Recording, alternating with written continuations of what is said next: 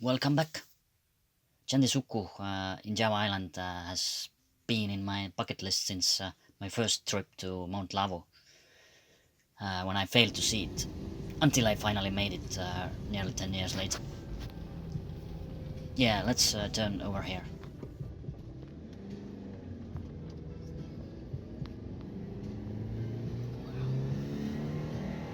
And first gear incline.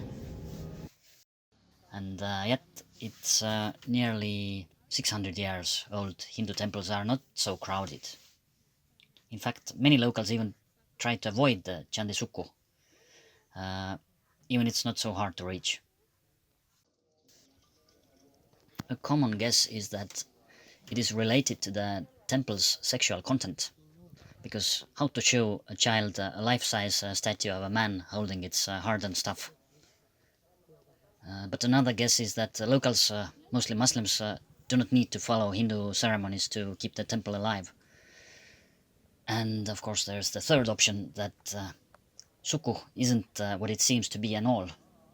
As we know from US held workshops for close circle of scientists, and now it goes spooky, that human-alien hybrids is a fact, if the truth was told.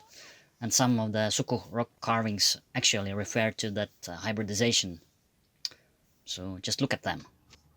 For a start, take the bottom carvings from the entrance gate. It draws a sexual intercourse surrounded with umbilical cord with 11 slopes. If it would be just 9 slopes, we would say that it refers to the months of pregnancy. Or maybe it does, and that the specific pregnancy did last 11 months. A pregnancy that required not just a male's genital with 2 testicles, but 2 more from another species. Since the genitals carved in Sukuh actually does have 4 testicles. 1, 2, 3, 4. The question remains if the terraces refer to something, or they are built just to follow the side of the Mount Lawu.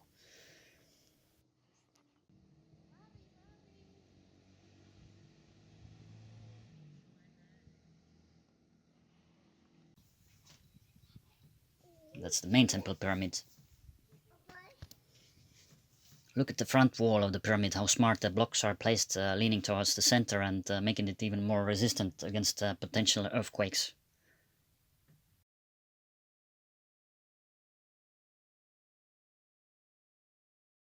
Also, there are a few blocks cut in a similar manner as the world famous megalithic sites, interconnecting different layers. There is Garuda standing on tails of sea monsters. And here another Garuda statue standing on turtles. Let's continue with some other indications to hybridization. Another curious thing is this enormous brain-like head of some characters. The brain-like head really reminds Mars Attacks movie. It could be a hairstyle, but Indonesians do not have curly hair. Also, Majapahit kingdom originate from India, and Indians also do not have curly hair. Also, who are these animals? A pig with horns of an ox, an elephant with ears of a pig, and a domesticated mastodon with 4 tusks,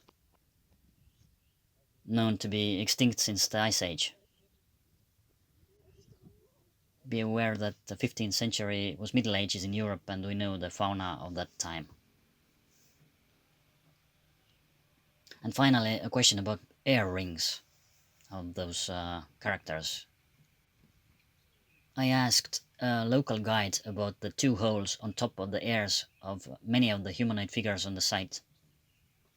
The guide said them to be holes for earrings, but I haven't seen any Javanese wearing any such earrings or anywhere else, so please leave a comment if you have. I also do not support the idea that the holes refer to reptilian kind of ears. The only reptilians on the site are the huge turtles with flat back that seem to be flat in purpose, either to support something that has been removed or demolished, or more probably for sacrifices. So these are the thoughts about the mysteries without answers. By the way, here I noticed a straight carved groove that could have been used for a gate separating the main temple. The gate might have looked similar as some fences on carvings. Oh, and one of the local beliefs is that one should not visit the Sukuh temple before having a baby. But that's a folklore, of course. So let's wrap it up. An interesting historical site worth to visit. Thanks a lot for watching. Cheers.